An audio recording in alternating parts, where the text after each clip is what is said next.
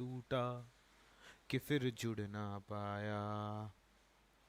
लूटा लूटा किसने उसको ऐसे लूटा कि फिर उड़ ना पाया। फिरता हुआ वो आसमां से आकर गिरा जमीन पर। ख्वाबों में फिर भी बादल ही थे, वो कहता रहा मगर के अल्लाह के बंदे हंस दे, अल्लाह के बंदे, अल्लाह के बंदे हंस दे। जो भी हो कल फिर आएगा, खो के अपने पर ही तो उसने था उड़ना सीखा। खो के अपने पर ही तो, खो के अपने पर ही तो उसने था उड़ना सीखा। गम को अपने साथ तू ले ले, दर्द भी तेरे काम आएगा। अल्लाह के बंदे हंस दे, अल्लाह के बंदे, अल्लाह के बंदे हंस दे। जो भी हो कल फिर आएगा। गुड इवनिंग, सत श्री अकाल, केम छो मेरे प्यारे बच्चों, कैसे हो सब लोग। अब हम लोग देखेंगे व्हाट इज रिक्वायर्ड फॉर टॉट। Before we go ahead, do we remember everything? Do we remember everything? Yes, we remember everything. Tortum Latin, टॉट फ्रेंच। उसका इंग्लिश में वर्णन किया तो होता है रॉन्ग। रॉन्ग होता है दो प्रकार का, एक होता है क्रिमिनल, एक होता है सिविल। सिविल रॉन्ग अगर होता है तो उसे बोलते हैं टॉट, और क्रिमिनल रॉन्ग अगर होता है तो उसे बोलते हैं हम लोग क्राइम। जो व्यक्ति टॉर्ट करता है उसे हम लोग बोलते हैं टॉर्ट फीजर। फिर हमने देखा डैमनम सीने इंजूरिया, डैमनम सीने इंजूरिया। डैमेज हुआ विदाउट इंजरी, डैमेज हुआ विदाउट इंजरी, डैमेज हुआ विदाउट इंजरी तो टॉर्ट नहीं माना जाएगा। डैमेज हुआ पर इंजरी नहीं हुई का केस लॉ था ग्लोकेस्टर ग्रामर स्कूल का। उसके बाद हमने देखा इंजूरिया सिने डैमनम, यानी इंजरी हुई, यानी इंजरी हुई पर डैमेज नहीं हुआ। इंजरी का मतलब होता है टॉर्ट के अंदर इन्फ्रिंजमेंट ऑफ राइट। मेरे अधिकार के ऊपर अगर आपने लालछन उछाला, अगर आपने मुझसे मेरा अधिकार छीना, तो फिर मैं आपको स्यू करूंगा। अब अब अब अब अब लेट अस सी टॉर्ट के लिए क्या क्या जरूरी है। देखो, देम देम ये क्या है भाई?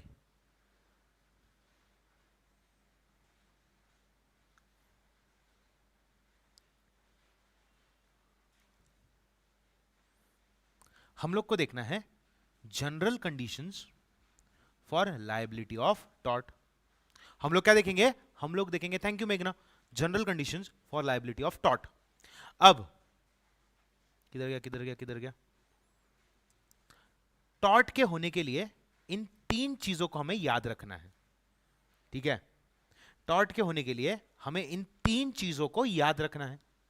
सबसे पहला होना चाहिए एक रॉन्गफुल एक्ट या फिर रॉन्गफुल ओमिशन।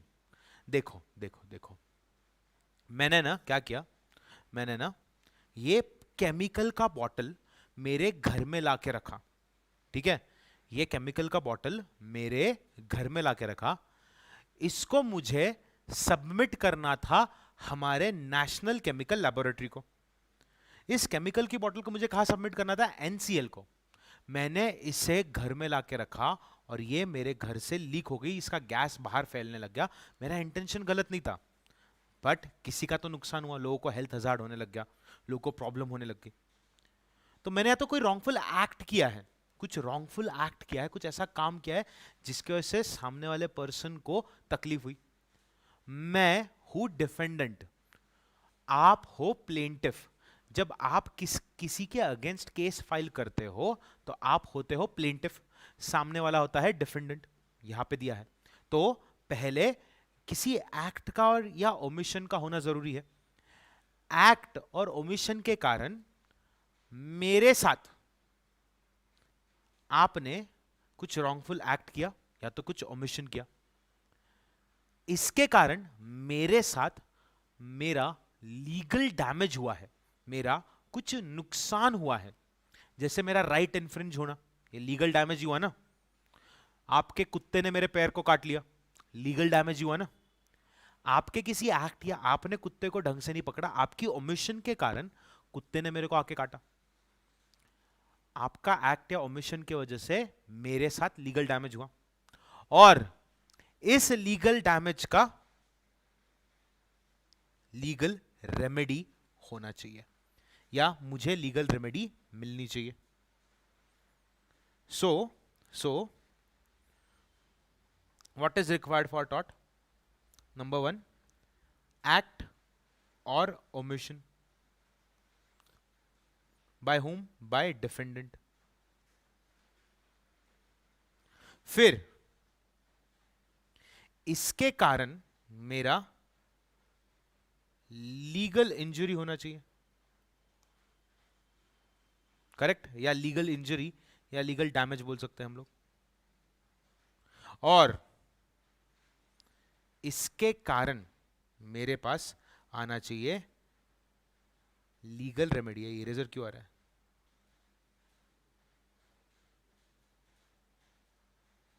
अब सबका ध्यान इस चीज पे होना चाहिए कि अरे मैं एक आम इंसान हूं, मैं एक आम इंसान हूं, मेरे घर में कोई बाहर का व्यक्ति आके शराब पी के पड़ा है, जिसको मैं ना जानूं ना मैं पहचानूं।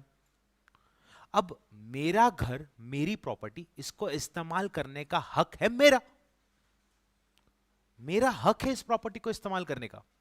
आप कौन होते हो मेरी प्रॉपर्टी में आने वाले? मैं अगर आपको धक्का देके भी बाहर निकालूं तो वो मेरी लीगल रेमेडी हुई। मेरी प्रॉपर्टी को अगर मैं एंजॉय कर रहा हूं और आप मेरी प्रॉपर्टी में जबरदस्ती घुसे हो, तो मैं आपको पकड़ के बाहर फेंकूंगा, मैं आपको पकड़ के बाहर फेंकूंगा, क्योंकि मेरा अधिकार है मेरी प्रॉपर्टी को एंजॉय करना, और आप मेरी परमिशन के बगैर आ नहीं सकते।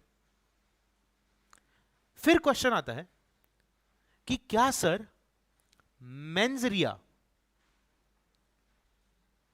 का होना जरूरी है? अब ये क्वेश्चन आएगा ना कि सर मेंस रिया होना जरूरी है क्या? मेंस रिया, मेंस रिया, मेंस रिया, मेंस रिया। मैं बोलता हूं मेंस रिया का होना जरूरी नहीं है। क्यों? बताता हूं। दो चीजें हैं, एक है एक्टस रियस और दूसरा है मेंस रिया। अगर दोनों साथ में होता है तो हम उसको बोलते हैं क्राइम। एक्टस रियस का मीनिंग होता है एक्ट, और मेंस रिया का मीनिंग होता है गिल्टी माइंड। अब मान लो मैं यहां पे खड़ा हूं, इधर से गाड़ी आ रही है, ठीक है, और इधर किसी का टू व्हीलर खड़ा है। तो मैंने क्या किया, वो गाड़ी आ रही है, मैंने देख के टू व्हीलर को धक्का दिया, जोर से धक्का दिया। टू व्हीलर साइड में गिर गई नाले में, टू व्हीलर का नुकसान हो गया। मैंने धक्का क्यों दिया? मैंने एक्ट किया। मेरे मन में पाप था क्या? गिल्टी माइंड था क्या? मेरे मन में गिल्टी माइंड नहीं था, मेरे मन में पाप नहीं था। मैंने धक्का दिया गाड़ी को। हाँ बताया ना, मेंस रिया मतलब होता है गिल्टी माइंड, मन में पाप होना चाहिए, ठीक है। मैंने गाड़ी को जब धक्का दिया तो मेरा इंटेंशन बुरा था क्या? मेरे मन में मेंस रिया था क्या? गिल्टी माइंड था क्या? मैं नहीं था, बस मैंने एक्ट किया।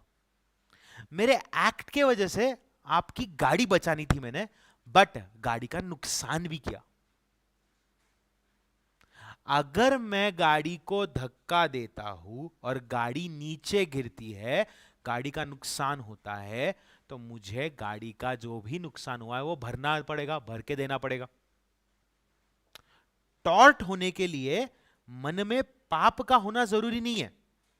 टॉर्ट होने के लिए आपका एक्ट होना चाहिए, और उस एक्ट के कारण किसी का नुकसान होना चाहिए।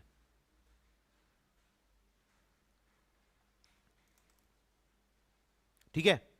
अगर आप अब इस डेफिनेशन को पढ़ोगे, अगर आप इन तीन चीजों को पढ़ोगे, तो एक्ट हुआ, करेक्ट, डिफेंडेंट के द्वारा। सामने वाले का लीगल डैमेज या लीगल इंजरी हुआ। अब सामने वाले के पास मेरे अगेंस्ट लीगल रेमेडी, वो बोलेगा अरे तू कौन होता मेरी गाड़ी को धक्का देने वाला? मैं देख रहा था, मैं आ ही रहा था ना, और गाड़ी तो आई भी नहीं यहां पे, तूने धक्का दिया, मेरा नुकसान हुआ यार, गाड़ी टूट गई मेरी, पैसा दे, पैसा निकाल। तेरा इंटेंशन खराब नहीं था मैं मानता हूं, बट गाड़ी भी तो टूटी ना। और अगर गाड़ी वो वाला उड़ा भी देता तो उसकी गलती थी ना, मेरी कोई गलती थी नहीं ना, मेरी गाड़ी तो साइड में थी, वो स्पीड में सो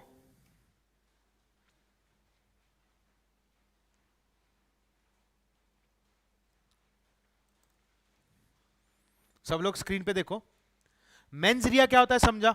मैंने अभी जो बड़बड़ किया सबको समझा? मैंने अभी जो बड़बड़ किया वो सबको समझा क्या? ये दिख क्यों नहीं रहा है? हाँ,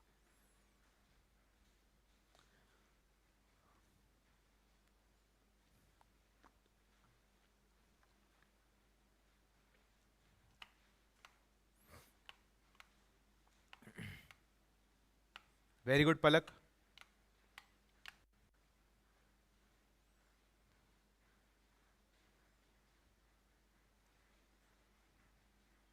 वेरी गुड। अब रॉन्गफुल एक्ट में क्या आता है देखो, मेरी रेप्यूटेशन की धज्जियां उड़ा दी आपने।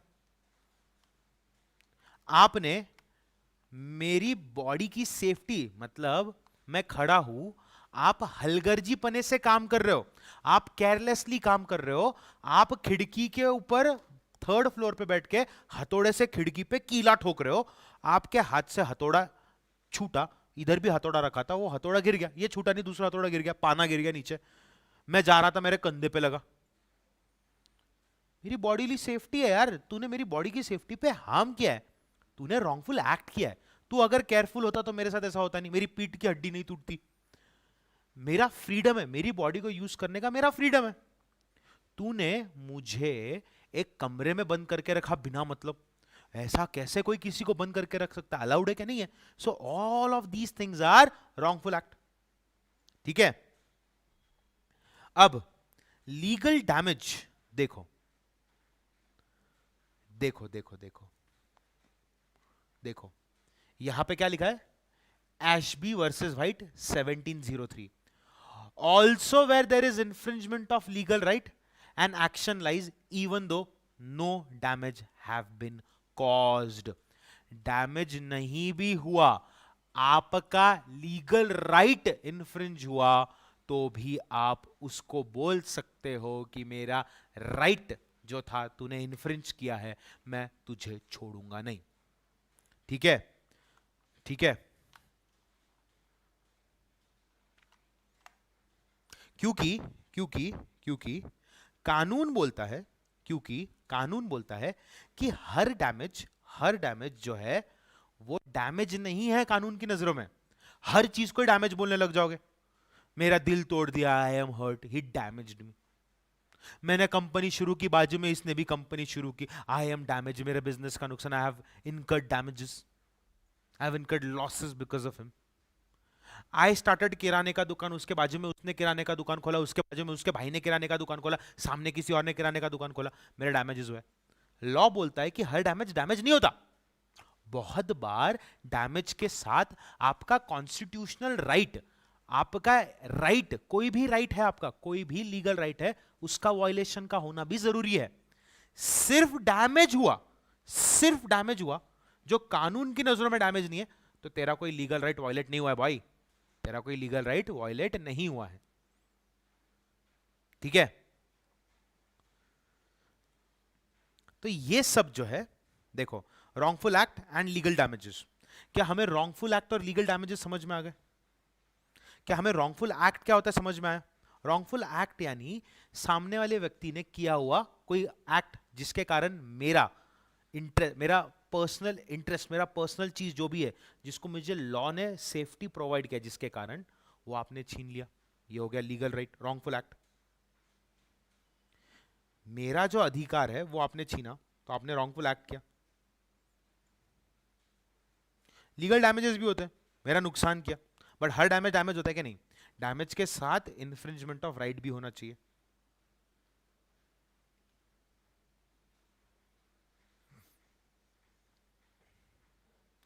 Now, did I explain you damnum sine injuria? Damnum sine injuria, damage without injury. Yes.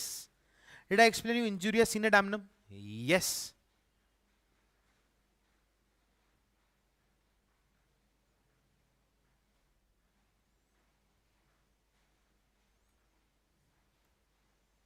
Injuria sine damnum.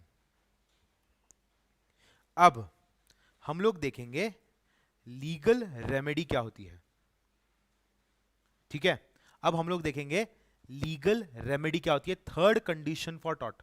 अब देखो, जो भी रॉन्गफुल एक्ट हुआ है वो रॉन्गफुल एक्ट कानून के दायरे में आना चाहिए, वो रॉन्गफुल एक्ट कानून के दायरे में आना चाहिए, ठीक है। और टॉर्ट का जो रेमेडी है ना वो क्या है, मैं आप पे स्टे ऑर्डर लगा दूंगा, ये एरिया के बाहर अगर ये व्यक्ति आया तो इसको प्रोसिक्यूट करो, इसको जेल में लेके जाओ, करेक्ट।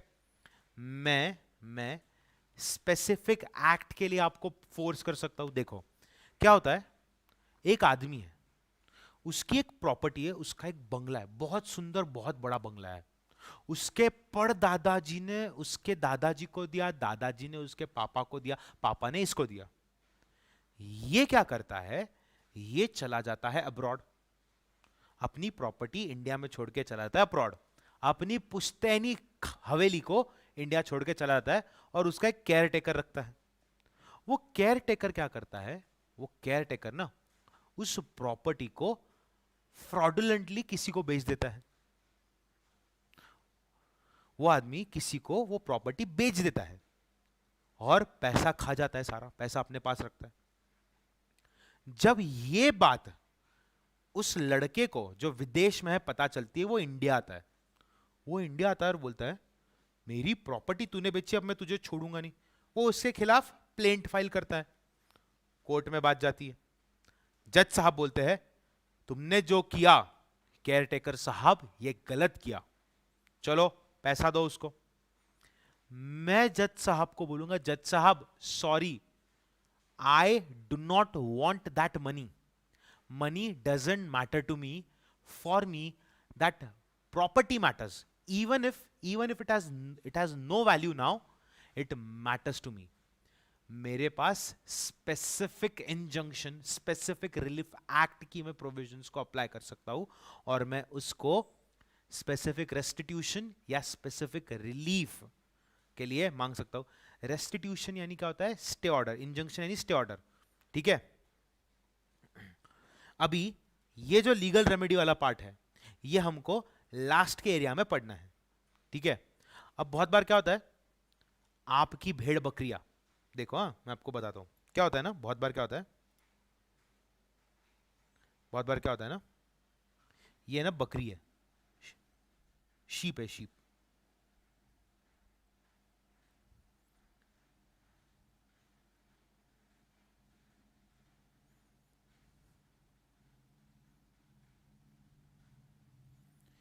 ये है बाउंड्री, ये है my property and this is yours.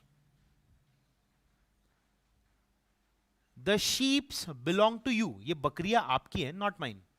ये क्या करती है, ये आके ना मेरे गार्डन को खराब करती है,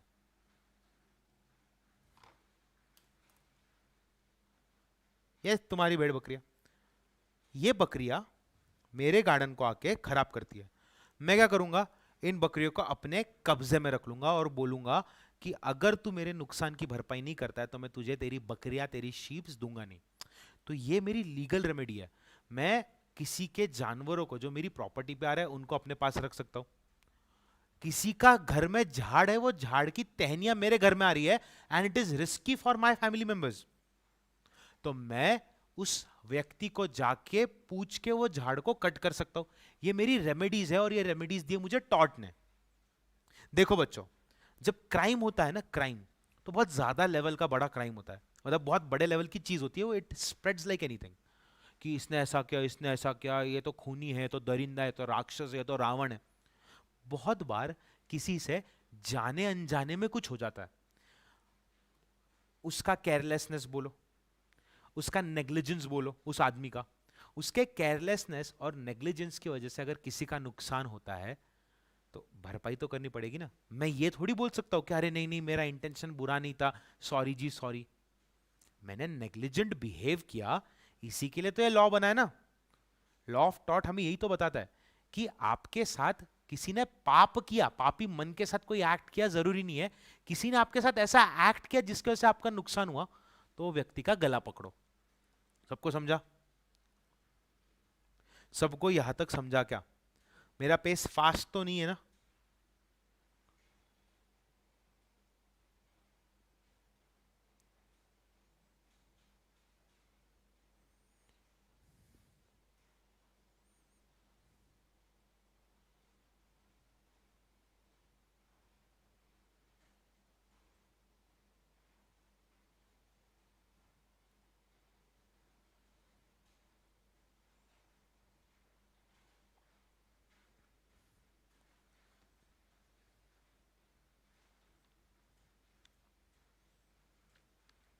अब अब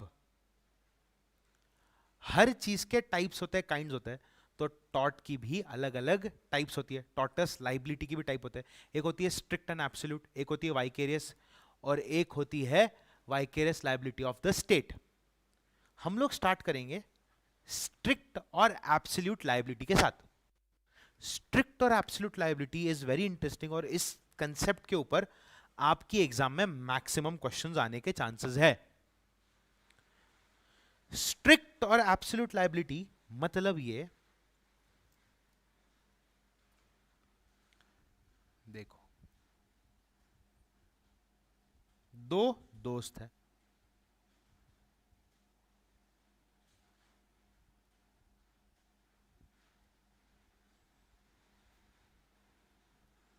there are two friends, they are very good best friends, एकदम अच्छे खासे दोस्त हैं। फिर दे स्टार्ट ग्रोइंग अप, ये अलग कॉलेज जाते हैं, ये अलग कॉलेज जाते हैं, इनके अपने दोस्त बनते हैं, बट इनका हाई हेलो वाला फ्रेंडशिप है अभी भी। ठीक है। एक बार क्या होता है ना, एक बार क्या होता है ना, जो हमारा बमी है, बमी, वो जाता है अभीर के घर उसको मिलने। बमी और अभीर अच्छे दोस्त थे बचपन के, बट अब बड़े हो गए तो अपनी अपनी प्रायोरिटीज, अपने अपने लाइफस्टाइल चेंज हो गए। बमी क्या करता है, बमी देखता है कि अभीर के घर के गराज के बीच में, ऐसा गराज है, गराज का फोल्ड ऐसा नीचे और कार ऐसा बीच में लटके हुआ है। मतलब वो जो ऑटोमेटिक गराज होता है ना, ऐसा, तो ये गराज का दरवाजा बंद होता है, देखते हैं ना अपन मूवीज में, और यहाँ पे ना कार है, आधी अंदर है और आधी कार बाहर है। ठीक है। और इधर ऐसा उसका अभीर का पार्किंग है। भावनाओं को समझ लो, गाड़ी अंदर है, आधा अंदर आधा बाहर है। बम सोचता है कि अरे यार ये गाड़ी बाहर है, ये गाड़ी को ना अपन अंदर धक्का दे देते हैं। क्या है अंदर, गाड़ी बाहर है, कोई भी आ जाता है, पीछे कुछ रहेगा, पेट्रोल वेट्रोल चुरा ले तो बम क्या करता है, बम जाता है बमी और गाड़ी को धक्का देता है। गाड़ी के वो तरफ अभीर खड़ा है, अपना फोटो शूट कर रहा है, अपना फोटो शूट चल रहा है अभीर का।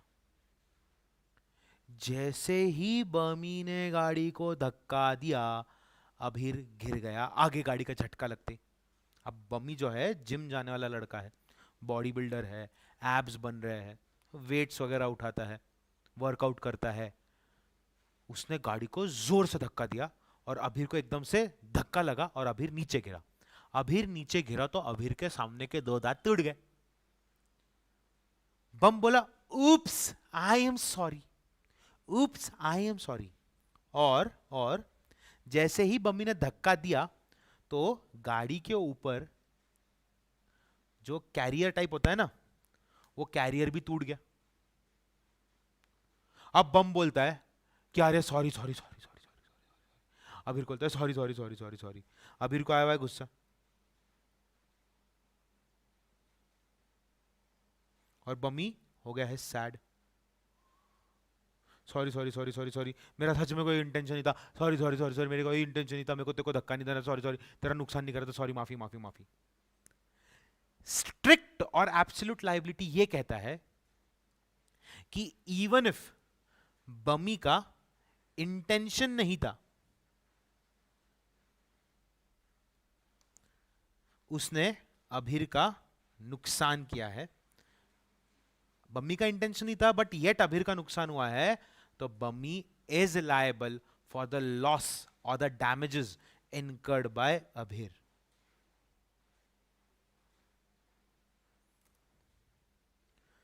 स्ट्रिक्ट एब्सोल्यूट लायबिलिटी समझा सबको क्या है? तो बमी के खिलाफ अभीर अगर प्लेंट फाइल करता है तो बमी को हम लोग क्या बोलेंगे और अभीर को हम लोग क्या बोलेंगे? 2-1 बताओ। अभीर को क्या बोलेंगे? कानून क्या बोलेगा अभीर को?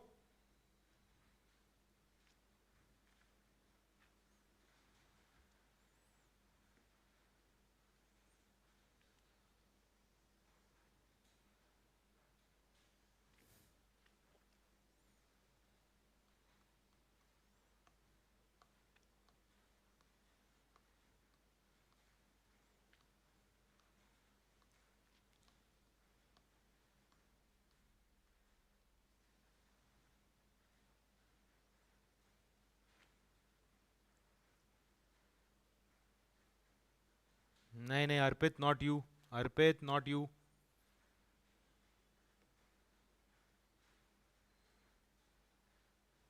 अरे बमी को क्या बोलेंगे? कानून क्या बोलेगा? बमी को बोलेगा,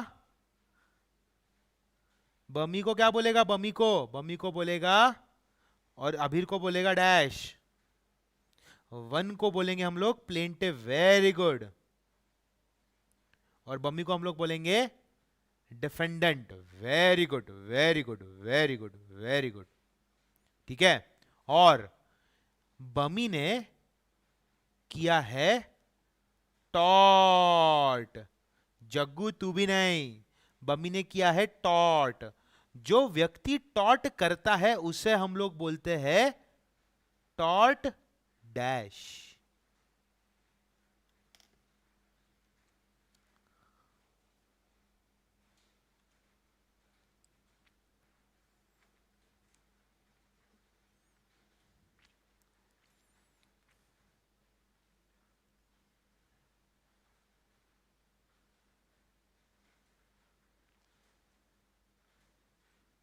वेरी गुड आलिया। ठीक है। अब हम लोग देखेंगे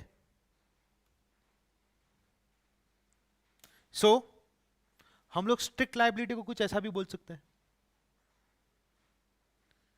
इट वॉज अनइंटेंशनल, मेरे मन में नहीं था बट हो गया। स्ट्रिक्ट और एब्सोल्यूट लायबिलिटी मतलब मेरा गलती नहीं था, जानबूझ के नहीं था, sorry sorry sorry, yet my throat will be held.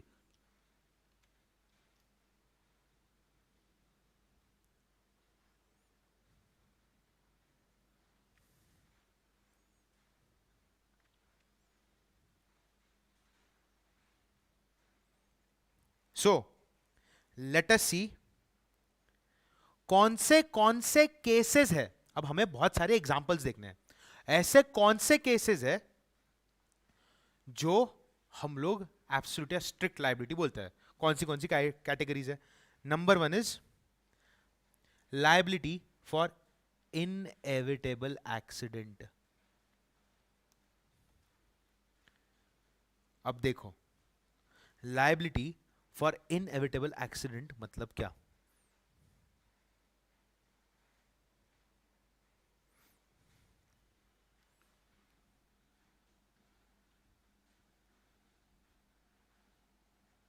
यह है चिन्नू।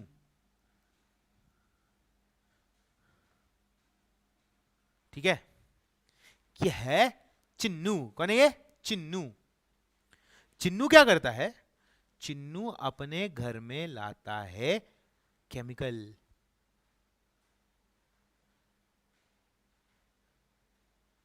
ठीक है, चिन्नू अपने घर में लाता है केमिकल।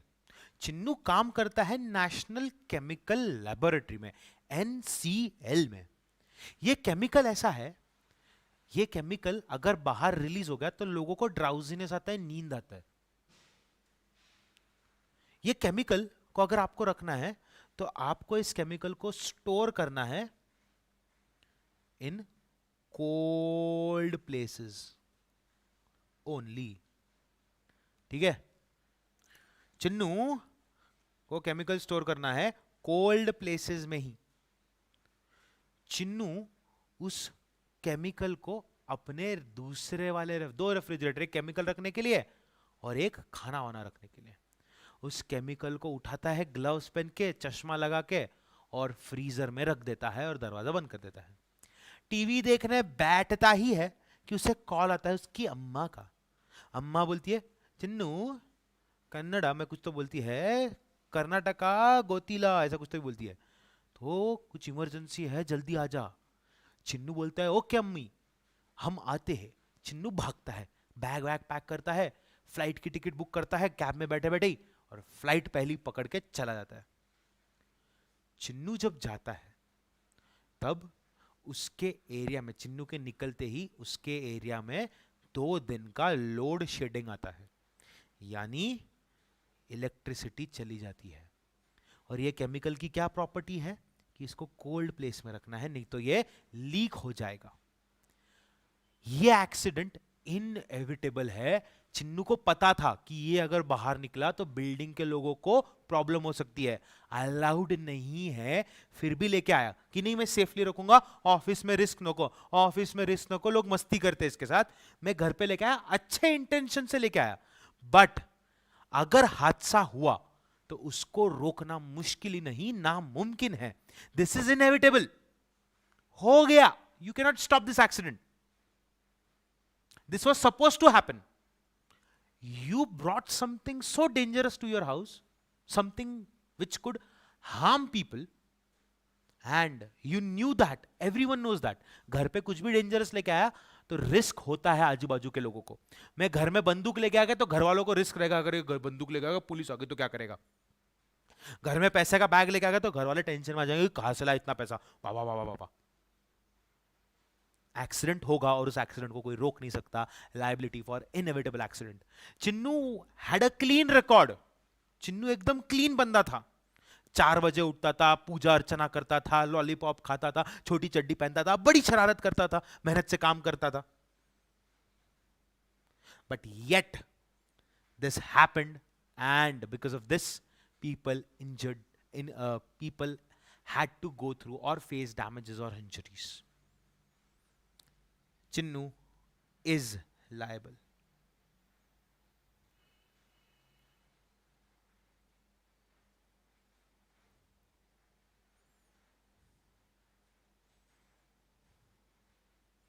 ठीक है,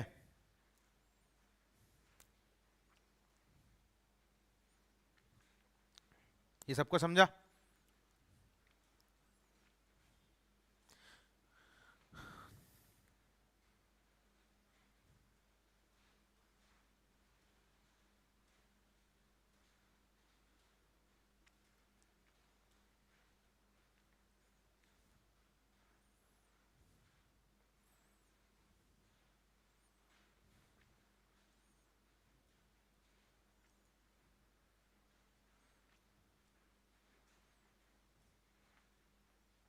वेरी गुड।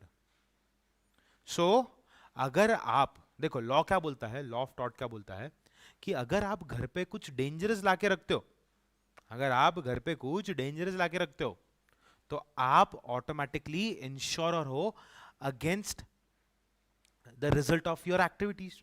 लॉ बोलता है कि अगर तूने कुछ गलत किया तो तू जिम्मेदारी उठाएगा।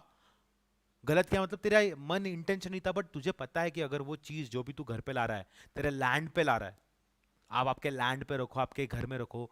यहां पे जो उन्होंने वर्ड यूज किया है ना, कहा गया बॉट ब्रॉट और kept bye anyone upon his land, तो लैंड का डेफिनेशन यहाँ पे ना बहुत वास्ट है।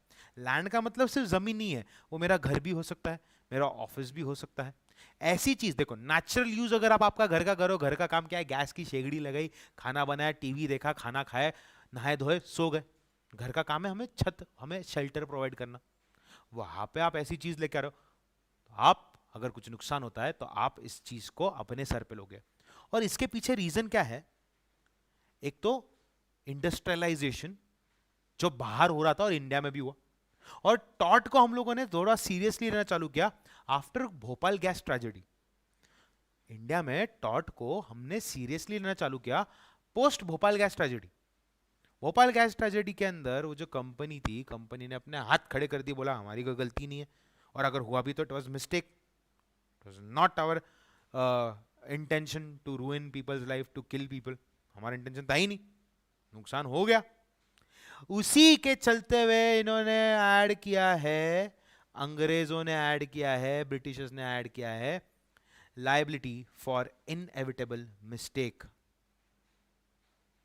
अब लायबिलिटी फॉर इनएविटेबल मिस्टेक मतलब क्या है, ध्यान से सुनो। कुछ लड़कों में होती है चूल, कुछ लड़कों में होता है रहमानी कीड़ा, कुछ लोगों के अंदर होता है कीड़ा, कीड़े करने का। और जब वो कीड़ा एक्टिव हो जाता है, मराठी में उसको एक अलग वर्ड का इस्तेमाल करते हैं, वो कीड़ा जब एक्टिव हो जाता है तब आदमी कर बैठता है गलती। मुझे बोला है कि आप इन बटनों को हाथ नहीं लगाओगे, हम रहेंगे तभी हाथ लगाओगे। वो बटन है दरवाजों के पीछे है कुत्ते रखे हुए बहुत सारे। मैंने बटन दबाया, कुत्ते बाहर निकले, मैंने बटन दबाया, कुत्ते बाहर निकले। इनएविटेबल मिस्टेक यानी क्या? Such cases where person interferes with property और रेपुटेशन ऑफ अनदर। गलती से मैंने किसी के बारे में पब्लिक में कुछ तो उल्टा सीधा बोल दिया, उसकी रेपुटेशन पे हार्म पहुंचा, उसकी रेपुटेशन पे ठेस पहुंची। मैं बोलूंगा ना, ऐसा कैसा बोला तूने, ये तो लिबेल है, ये तो स्लैंडर है, प्रूव कर। मूवी का क्रिटिक जब मूवी को गाली बकता है, that is not a taught. आपके बोलने के वजह से किसी का नुकसान होता है, that is taught, and this is inevitable mistake. आप दूसरे की प्रॉपर्टी या उसके रेपुटेशन के साथ छेड़छाड़ करते हो और बोलते हो उप्स गलती से बोला, मुझे लगा ऐसा ही है। आपने देखा रहेगा हमारे कंट्री के अंदर जो अभी चल रहा है केस, जो 2-3 न्यूज चैनल्स है वो एक्टर एक्ट्रेसेस के ऊपर स्लैमिंग कर रहे हैं, बहुत सारा बोल रहे हैं हमारे पास ये प्रूफ है, वो प्रूफ है, ये प्रूफ है, वो प्रूफ है। अरे they are defaming someone. Court जब बोलेगा तभी उसको हम लोग या तो वैलिड या तो इनवैलिड मानेंगे। कोर्ट के बगैर पूरी दुनिया कुछ भी बोले, जब तक कोर्ट किस बेसिस पे चलता है? कोर्ट चलता है प्रूफ के बेसिस पे। ये लोग किस पे चलते हैं? ये लोग चलते हैं हमारे सोर्सेस ने दी गई खबरों के अनुसार। We have sources and our sources have told us ऐसा ऐसा है। आपने गलती किया ना, आपकी गलती की वजह से किसी के रेपुटेशन के साथ आपने खेला ना, उसकी रेपुटेशन की तो धज्जियां उड़ गई। अब आप इसकी भरपाई करोगे, आप पब्लिक में आके अपोलोजाइज करोगे। लायबिलिटी फॉर इनएविटेबल मिस्टेक, सबको समझा क्या?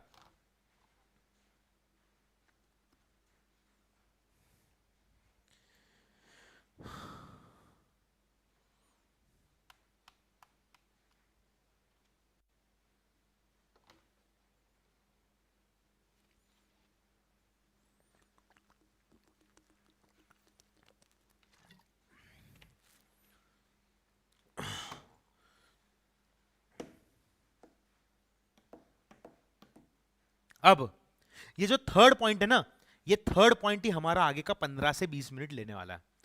थर्ड पॉइंट ही आगे का 15 से 20 मिनट लेने वाला है। ये हमको पढ़ना है आगे, आगे नीचे इसी के नीचे अपने को पढ़ना है। पहले एक इंपॉर्टेंट डेफिनेशन को समझेंगे हम लोग, पहले एक इंपॉर्टेंट डेफिनेशन को समझेंगे, एक जजमेंट को समझेंगे, जज ने बोले हुए कुछ शब्दों को समझेंगे। थैंक यू सो मच सिद्धि। ये जो ब्लू कलर में लिखा है ना, ये बोला है जस्टिस ब्लैकबर्न ने। किसने बोला है?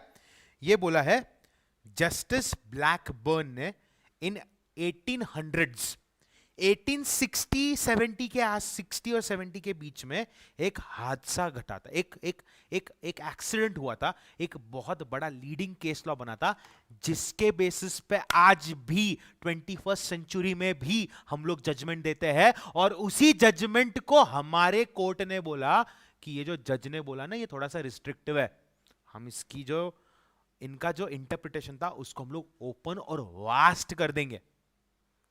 जज ने जजमेंट दी 1868 में, 1868 की जजमेंट आज भी इस्तेमाल होती है। जजमेंट में जज ने बोला था ये लाइन,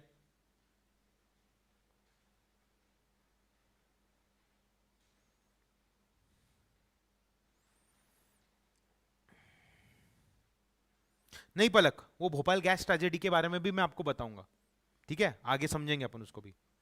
अब हम लोग इस डेफिनेशन को दो हिस्सों में पढ़ेंगे, इस जजमेंट को हम लोग दो हिस्सों में पढ़ेंगे। देखो, हाँ, मैं आपको ब्रेकअप करके देता हूं।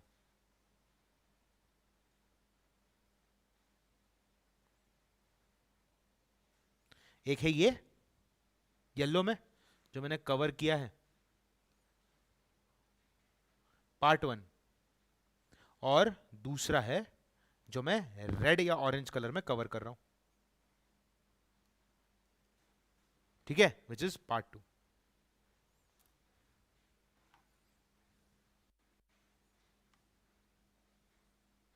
ठीक है, अब सबका ध्यान मैं जो बोल रहा हूं उसके ऊपर रहेगा। इफ अ पर्सन, एक व्यक्ति अगर कुछ अपनी जमीन पे लाता है या जमा करता है, एक व्यक्ति अपनी जमीन पे कुछ लाता है या जमा करता है, जो उसने लाया और जमा किया अगर उसके जमीन पे से बाहर निकला, एक व्यक्ति जो अपनी जमीन पे कुछ लाता है या जमा करता है, अगर वो उसके जमीन से बाहर निकला और लोगों का नुकसान किया तो वो उसकी गलती है। अगर, ये पहले पार्ट 1 समझा, येलो कलर वाला पार्ट समझा। येलो कलर वाले पार्ट में क्या लिखा है, एक पर्सन कुछ लाता है, जमा करता है अपनी जमीन पे, और वो अगर उसके जमीन से निकलता है और वो निकलने के कारण लोगों का नुकसान होता है, तो उसने अपने पैर पे कुल्हाड़ी मारी, उसने इसकी जिम्मेदारी ली है, ऐसा लॉ अज्यूम करता है।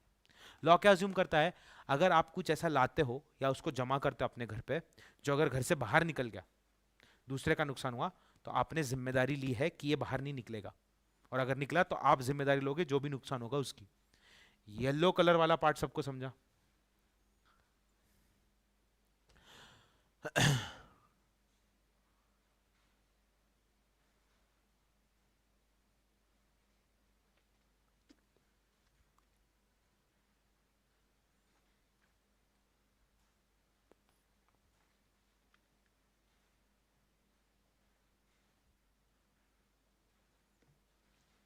येलो कलर वाला पार्ट समझा?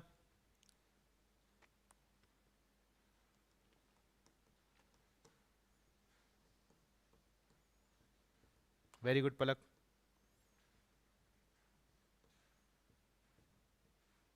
Very good Sheila.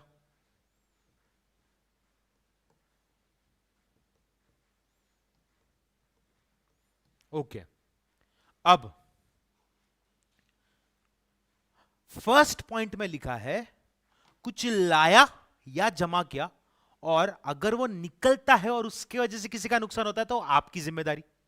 अब आपने लाया और जमा किया, वो निकला नहीं, आपने लाया जमा किया, वो आपकी जमीन से निकला नहीं, येट उस चीज ने किसी का नुकसान किया।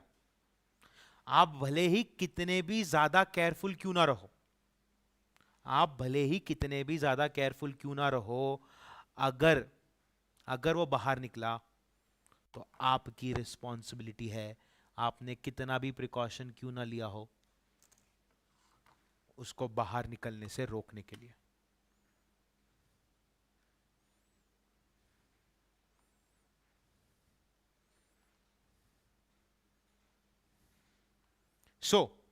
वो जज ने क्या बोला, वो जज ने क्या बोला, आप कुछ लाओ, उसको रखो, अगर वो चीज बाहर निकलती है और उससे किसी का नुकसान होता है तो आप जिम्मेदार हो।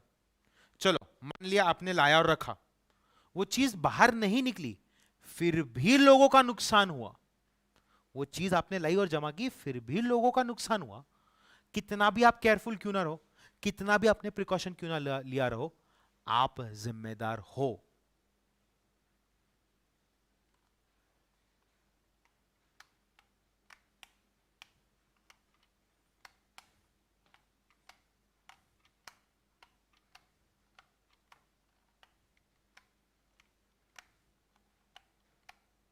समझा? सो येलो एंड ऑरेंज ये बोलता है लाओ जमा करो, निकला जिम्मेदार, लाओ जमा करो नहीं निकला फिर भी नुकसान हुआ जिम्मेदार, फुल स्टॉप, एकदम सिंपल भाषा में। एकदम क्रिस्टल क्लियर है। मतलब आप जज का मेंटालिटी समझो, जज बोलता है कि लाया, रखा, निकला, लोगों का नुकसान हुआ, निकला ना तो नुकसान हुआ, बट साला किसी ने लाया और वो चीज बाहर नहीं निकली फिर भी लोगों का अगर नुकसान हुआ तो ये तो बोलेगा ना ये तो बाहर निकली नहीं चीज, मेरे पास ही थी, अब लोगों का नुकसान है, मेरी क्या गलती? ऐसा नहीं चलेगा।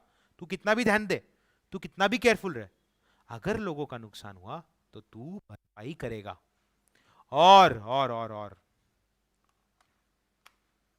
इस चीज को समझने के लिए, इस चीज को समझने के लिए हम लोग देखेंगे एक बहुत ही सुंदर सा केस लॉ।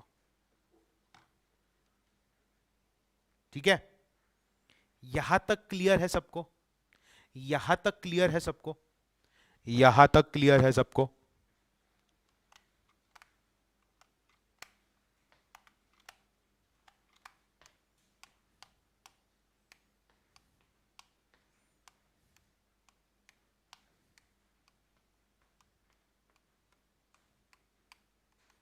मैं आगे बढ़ रहा हूं। अब हम लोग देखेंगे एक बहुत ही अद्भुत सा केस लॉ, एक बहुत ही इंटरेस्टिंग सा केस लॉ जो हुआ था और जिसके होने के कारण ही जस्टिस ब्लैकबर्न ने ऐसा बोला था। अब अब इस चित्र को ध्यान से देखो, अब हम इसका नाट्य रूपांतर करेंगे, हम लोग we will recreate the entire situation over here. क्या होता है, एक ना बिजनेसमैन होता है, ये है बिजनेसमैन 1 और ये है बिजनेसमैन 2। चलो अपन इनको नाम दे देते हैं, कैसा कंफ्यूजन नहीं होना चाहिए। एक है हमारे श्रेणिक, दूसरे है हमारे जयेश। ठीक है, श्रेणिक का बहुत बड़ा इंडस्ट्रियल एम्पायर है और जयेश की कोयले की खान है। Jayesh has coal mines. Okay, अब इसका इंडस्ट्री, श्रेणिक का इंडस्ट्री है यहां पे,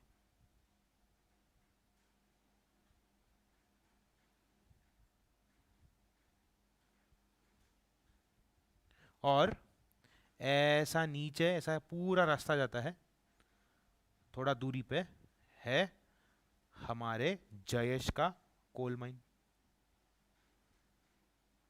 इधर नीचे कोल है ना सारा। ठीक है, अब होता क्या है, हमारे जो मित्र है, हमारे जो दोस्त है श्रेणिक, श्रेणिक को अपनी इंडस्ट्री में बनानी है पानी की टंकी।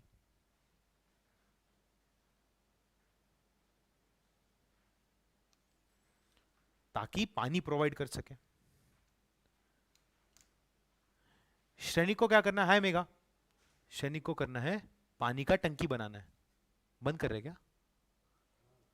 एक 15 मिनट लगेगा, 10 से 15 मिनट। ठीक है, ये इतना कंसेप्ट कर दूं फिर आप बंद कर दो, है ना? मैं बोलता हूं आपको, श्रेणिक को पानी का जो टंकी है वो बनाना है अपनी जमीन पे, बट श्रेणिक खुद तो बना नहीं सकता, तो श्रेणिक पानी की टंकी बनाने के लिए हायर करता है world class engineers, best of the best, एकदम तूफानी रोंगटे खड़े करने वाले इंजीनियर्स को हायर करता है। ये इंजीनियर्स क्या करते हैं, एक जगह डिसाइड करते हैं और उस जगह पे पानी की टंकी बनाते हैं। But but but but but एक बहुत बड़ा प्रॉब्लम है, एक बहुत बड़ी प्रॉब्लम है। जहां पे पानी की टंकी का कंस्ट्रक्शन हो रहा है उस जमीन के नीचे है पुरानी माइन शाफ्ट्स, यानी कोयले की खान खोद के रखे हुए लकड़े के शाफ्ट्स रखे हुए थे, और वो पुराने थे और ऐसे एक दूसरे के ऊपर बैलेंस थे, और उसके ऊपर मिट्टी डाल दी गई और नीचे पूरा कोयले का खान था, पूरा अंदर से पूरा वो जमीन के अंदर से ऐसा जाता था पूरा, ठीक है।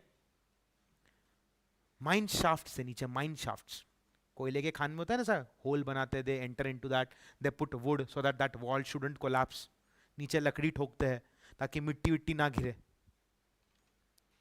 तो वैसा इसके नीचे था। अब टंकी बन गई, ये जमीन के अंदर का पार्ट है, everything this is inside the land, below the land, not inside, below the land. टंकी बनी, टंकी में जैसे ही पानी भरा, वो जो बेस था वो टंकी के वजन को हैंडल नहीं कर पाया, और ये पूरी की पूरी जमीन अंदर धंस गई और पानी गिर गया। पानी यहां से भी फ्लो हुआ और अंदर से भी फ्लो हुआ, और पानी फ्लो होके चला गया हमारे दोस्त जयेश की कोल माइंस में। जयेश रो रहा है, सारा पानी फ्लो होके चला गया इसके माइंड में। पानी, टंकी टूटी ना तो पानी फ्लो हुआ, अब पानी फ्लो हुआ तो जयेश की कोल माइंस में पानी चला गया। ये देखो ऐसा, अरे यार इसकी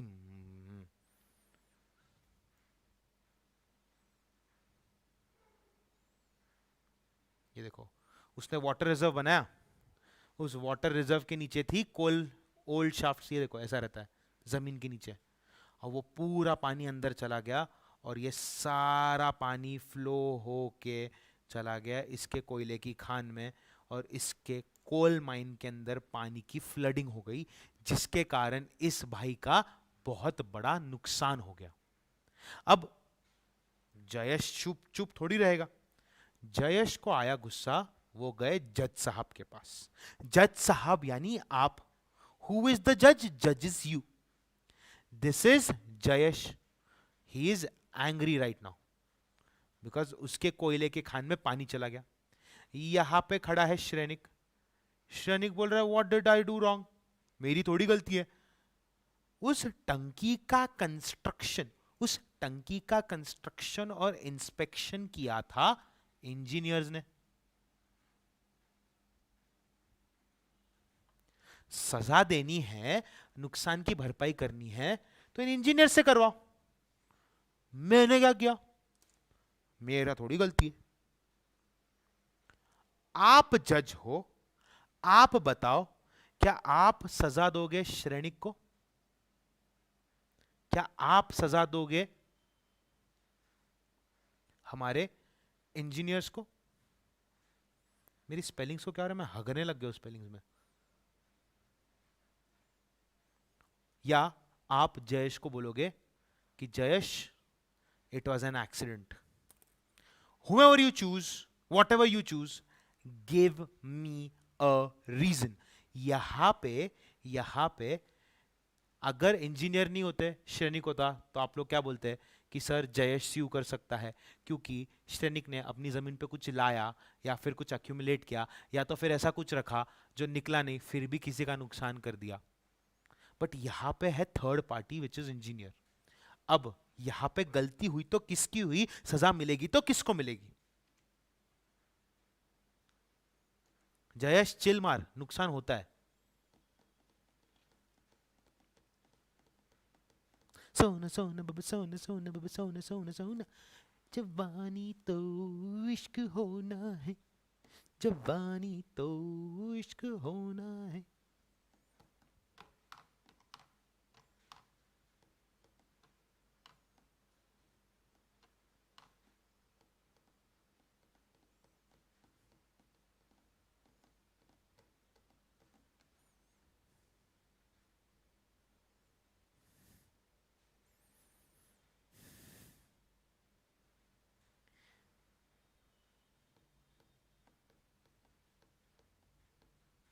पलक कह रही है engineer cause they didn't inspect well। Okay Palak, very good.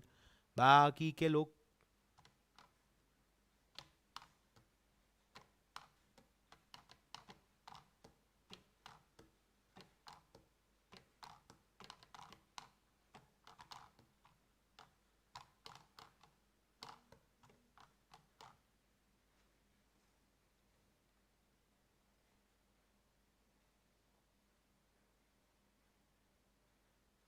Jayesh लेगा क्षणिक से एंड क्षणिक शिव करेगा इंजीनियर्स को। ओके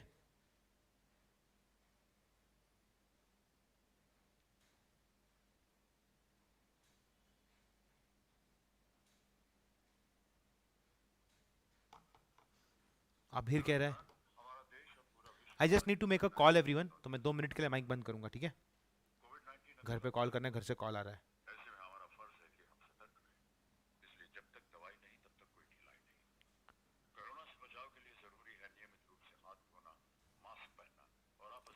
इंजीनियर कह रहा है ब्रिजेश।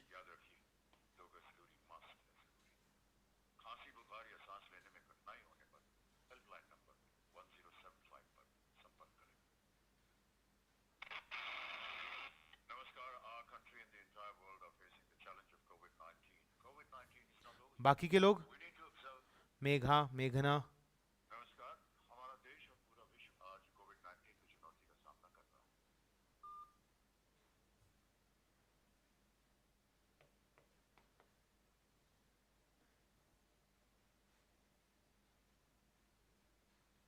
सिद्धि,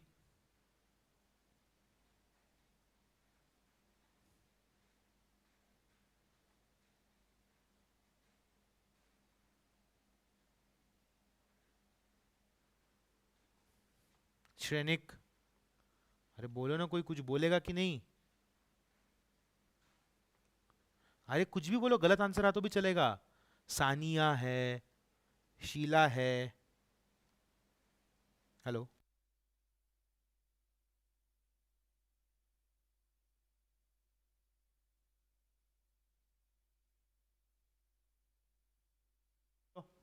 सानिया बोलो, शीला बोलो, शुभम बोलेगा, विमल, निकिता,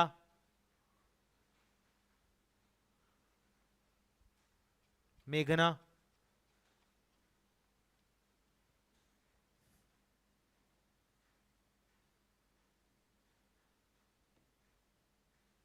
अरे बोलते कि नहीं अभी?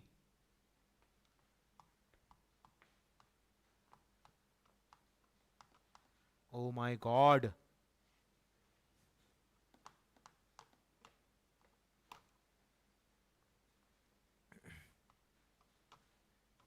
कुछ भी बोलो।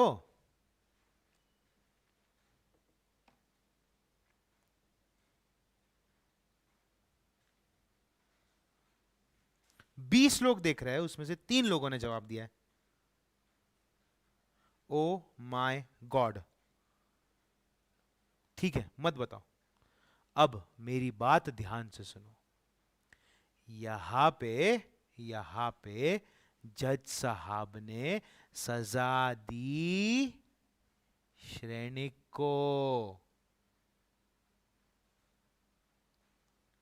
इन राइलैंड्स वर्सेस फ्लेचर का केस, इन राइलैंड्स वर्सेस फ्लेचर का केस सजा मिली श्रेणिक को, यानी मिस्टर राइलैंड्स को। सजा जयेश को नहीं मिली, सजा मिली श्रेणिक को। सॉरी जयेश नहीं, इंजीनियर को नहीं मिली। पनिश किया हम लोगों ने, ये देखो जजमेंट सुनो। रूल ऑफ लॉ ये कहता है कि जो व्यक्ति अपनी जमीन पे कुछ लाता है, कलेक्ट करता है, जो अगर उसकी जमीन से निकला और मिसचीफ क्रिएट करता है, तो वो खुद जिम्मेदार होगा और थर्ड पार्टी कोई जिम्मेदार नहीं होगी। Everyone, everyone, everyone, vicarious liability for wrongs committed by others. Someone else did that, but that land was mine. I was the one who brought those water tankers. I was the one who got those engineers. If I would have, मेरी जमीन थी ना, engineer का काम था construct करना, मैंने check करना था कि वहां पे कुछ है या नहीं है। और ये इतनी बड़ी, इतनी विशाल पानी की टंकी जमीन पे बनाना, वो भी कोल माइन के पास, ये नेचुरल यूज ऑफ लैंड थोड़ी हुआ। ये नेचुरल यूज ऑफ लैंड थोड़ी हुआ। This was not a natural use of land. Justice Blackburn ने बोला, आप कुछ लाओ, कुछ जमा करो और वो बाहर निकलती है, किसी का नुकसान होता है, तो वो आपने जो लाया और जमा किया है उसके नुकसान के जिम्मेदार आप खुद हो और कोई नहीं है। समझा? अगर हम लोग थर्ड पार्टी को ब्लेम करने लग जाएंगे तो जो बड़े बड़े घोटाले होते हैं, बड़े बड़े स्कैम्स होते हैं, उसमें सब लोग एक दूसरे पे ब्लेम करेंगे ना, हमने तो हाथ खड़े कर दिए, हम थोड़ी इंजीनियर है, ये तो इंजीनियर की गलती है, केमिकल छूटा इंजीनियर की गलती है, मैं मालिक हूं, मैंने थोड़ी कुछ किया है। तू मालिक है ना, तूने लाया ना इंजीनियर को, तूने बुलाया ना इंजीनियर को, काम पे तूने रखा ना, तेरी गलती है, इंजीनियर की गलती नहीं। इंजीनियर के ऊपर डाल मत। इंजीनियर अगर नेग्लिजेंट रहेगा, बहुत भयंकर वाला कुछ मैटर हुआ रहेगा, उसका इन्वॉल्वमेंट रहेगा तो ठीक है, इंजीनियर का गलती नहीं है, तू जिम्मेदार है। सबको समझा? अब मैं चाहता हूं कि आप लोग राइलैंड वर्सेस फ्लेचर का केस एक बार पढ़ लो, फिर हम लोग देखेंगे कि ये एक्सेप्शन यानी स्ट्रिक्ट रूल ऑफ लाइबिलिटी यानी रूल ऑफ स्ट्रिक्ट लाइबिलिटी कहां पे एप्लीकेबल नहीं है। फिर हम लोग देखेंगे वाइकेरियस लाइबिलिटी। वाइकेरियस लाइबिलिटी देखने के बाद हम लोग देखेंगे, किधर गया, vicarious liability of the state यानी गवर्नमेंट का। फिर हम लोग देखेंगे टॉर्ट्स और wrongs to personal safety and freedom, and then we will be done with torts. उसके बाद हम लोग स्टार्ट करेंगे हमारा कॉन्स्टिट्यूशन ऑफ इंडिया। टॉर्ट में एकदम अच्छे से पढ़ाऊंगा आपको, कुछ भी प्रॉब्लम नहीं आएगा। And as I said we will be solving hundreds and thousands of MCQs. I will make sure that you clear it in first attempt, that is my promise. ठीक है? ठीक है। So everyone, that's it for today. Have a fantastic night. Friday आ चुका है almost, मिलते हैं कल। आई होप जो भी मैं कर रहा हूं ये आपको हेल्प कर रहा है। whatever I'm doing is helping you guys. ठीक है? I just want to help you guys. You have decided to take up the risk. So anything that you need, I am there. I'll reply a bit late. आप लोग देख ही रहे, आपके पहले भी lecture चल रहा था।